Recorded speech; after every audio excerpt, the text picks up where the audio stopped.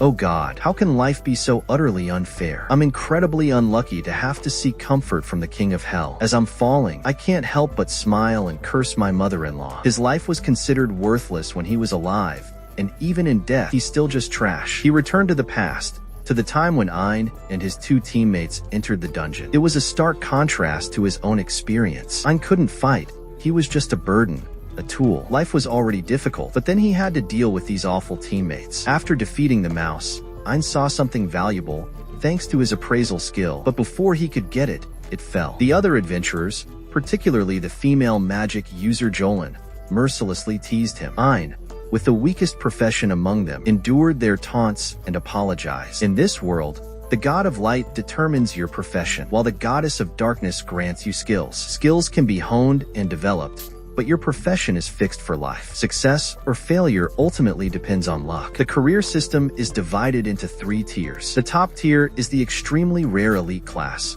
primarily composed of wealthy merchants. The second tier includes professions like those of Zoid and Jolene, swordsman or mage. At the bottom are professions like his, where his skills are unsuitable for combat and he lacks strength. Even with the utmost effort, a profession is often inherited from one's parents. Tragically, he lost both his parents at birth, leaving him with no family business to inherit. He was forced to choose the more perilous path of becoming an adventurer. Initially, he dreamt of a better life, but the harsh reality soon set in. He discovered that the giant rat's front teeth were highly valuable. Ein attempted to pry the teeth out, but it was beyond his strength. He pleaded for help, but his teammates refused, accusing him of deceit. He was the one forced to perform the dirty work of collecting the teeth. He was subjected to ridicule, glaring eyes, and even physical abuse, treated worse than a dog. Jolene, in a fit of rage, demanded that he acknowledge his lowly position. Despite the abuse, the young man had no choice but to continue his work. He came to understand that this society was deeply unequal, where the weak had no voice. As he toiled, digging into the disgusting teeth of the mouse, the others gleefully mocked him. Though their malice was evident, they were correct in their assessment that appraisers were a lowly profession, reduced to collecting essence from dead monsters, essentially serving as mere carriers. Going back would be incredibly tiring, so Zoid found another individual like himself, someone willing to work after collecting valuables, then continue their journey together. This was the only way to survive in this harsh world. So, even though their profession was considered lowly, they had to delve deeper into the dungeon. Fortunately, they stumbled upon the corpse of a powerful creature hellhound. Selling it would yield a significant profit. Zoid, emboldened by the prospect of money, dared to examine the corpse, but Ian found the situation strange. Why would anyone leave such a valuable body here? Moreover, according to the Adventurers Guild, this type of monster shouldn't have even appeared in this area.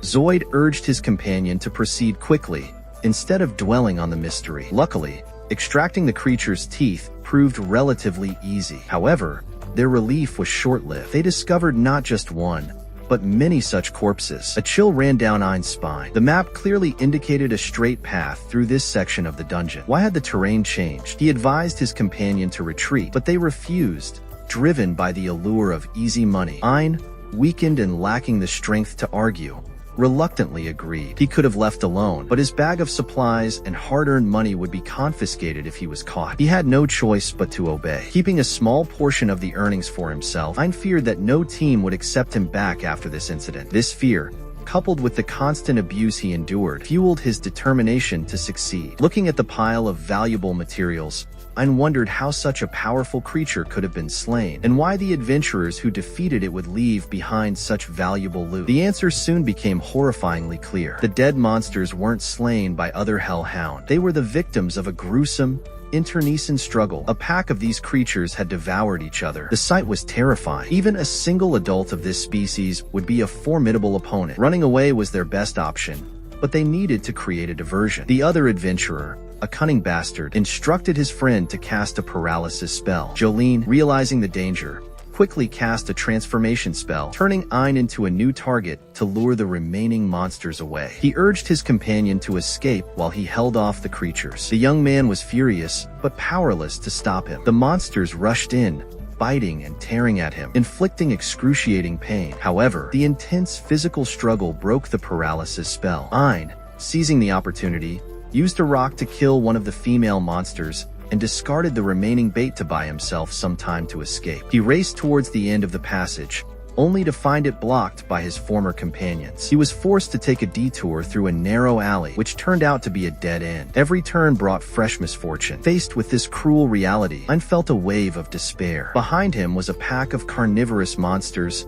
and ahead, a bottomless abyss. Death awaited him regardless of the path he chose. Driven to the brink, he let out a pained smile. He imagined the agonizing pain of being devoured by the monsters, the agonizing wait for the game to log him out. If he fell into the abyss, he would likely be shattered into pieces. It seemed there was no escape. He decided to choose the quickest, most merciful end. At least he could enjoy the feeling of falling. In that final, self-reflective moment, he bitterly blamed himself for being born a useless appraiser. There were times he'd yearned to escape his fate, but despair always prevailed. He continued to strive, but the heavens seemed to delight in his misfortune. He believed that becoming an adventurer would grant him freedom, only to find himself subservient to Zoid, bowing his head and obeying like a slave. He was even abandoned, left to fall into the abyss, no longer blaming his profession. After all, no one chooses their birth. He acknowledged his own poor choices. He'd arbitrarily chosen the adventurer's path instead of seeking a more stable,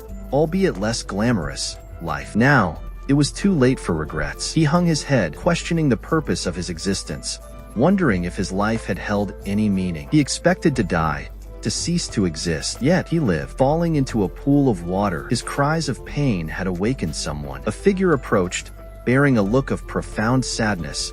Moved by the young man's plight, gently, she kissed the young man's wounds, aiding in their healing. He awoke to find himself face to face with an astonishing sight, the World Tree, also known as the Tree of Ages. He initially thought it was a dream. Only upon fully recovering did the reality sink in. In front of him, there was legendary World Tree. Overwhelmed by a sense of wonder, he marveled at the magical aura that permeated the surroundings. The waterfall cascading nearby hinted at the tree's extraordinary healing powers, surpassing any known medicine. Furthermore, the World Tree thrived in this dark dungeon, requiring no sunlight for sustenance. This defied all known laws of nature. Legend spoke of the World Tree as an inexhaustible source of mana, a power that fueled all magic. Humans, it was believed, drew their magical abilities from the ambient mana in the atmosphere. But centuries ago, the original World Tree had withered and vanished, leaving scholars baffled by the continued existence of ambient mana. Many brilliant minds hypothesized that other World Trees might exist, hidden from human eyes. Extensive searches across continents yielded no results, and now,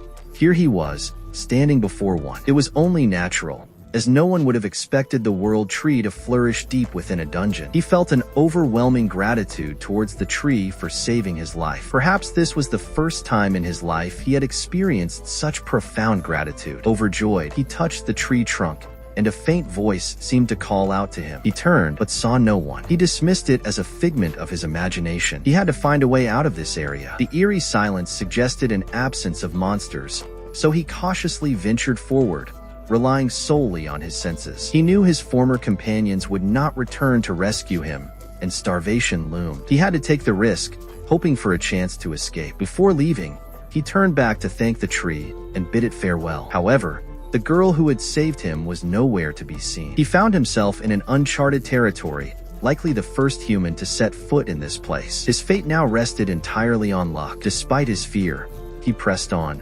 carrying a rock for self-defense. He walked a considerable distance without encountering any monsters, a welcome relief. But before he could celebrate, a searing pain erupted in his ear. An unseen force had severed it, followed by a barrage of blows that inflicted excruciating agony. He activated his appraisal skill and discovered the culprit, the S-rank Grim Reaper of the Deep, a malevolent creature known for its sadistic delight in tormenting its prey before delivering the final blow. Ein was fortunate to be alive, for the Grim Reaper could have easily bisected him in an instant. But his misfortune was far from over. The Grim Reaper was swiftly dispatched by a far more terrifying creature. Ein, helpless and defenseless, was blinded by the beast's claws and his body was crushed beyond recognition. The creature, eyeing him as a delectable meal, prepared to devour him. Just then, an elf girl, accompanied by her teammates, intervened. With a swift, powerful blow, she obliterated the creature's head. When he regained consciousness, he found himself miraculously healed. This time, he saw his savior sitting before him. Her ethereal beauty, like a fairy from a forgotten tale, brought a sense of tranquility to his troubled heart.